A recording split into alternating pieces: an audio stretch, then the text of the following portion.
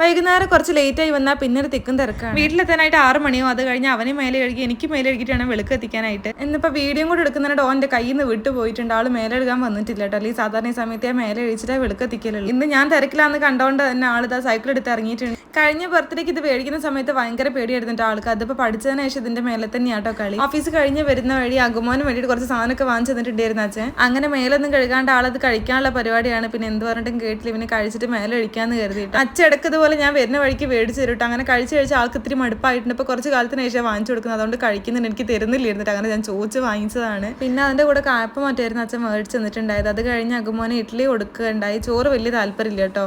അങ്ങനെ പിന്നെ ഇഡ്ഡലി തിന്നതിന് ശേഷം ആള് ഞാൻ വീട്ടിലെത്തിയിട്ട് തന്നെ പിന്നെ എൻ്റെ പിന്നാലെന്ന് മാറൂല. അഗുമോന് മീൻ പൊരിച്ചിട്ട് ചോറ് കൊടുക്കാനുള്ള പരിപാടിയാണ്. അങ്ങനെ അവന് ചോറൊക്കെ കൊടുത്തതിന് ശേഷം വിളക്ക് കഴുകാനുണ്ടായി. ദിവസം കഴിക്കുക അത്രയും നല്ലതാട്ടോ. പക്ഷെ സമയം കിട്ടാറില്ല. ഇപ്പം നിന്ന് കരി പിടിച്ച് വന്നിട്ടുണ്ട്. അപ്പം നെക്സ്റ്റ് വീഡിയോ വരുന്നതായിരിക്കും. ബൈ.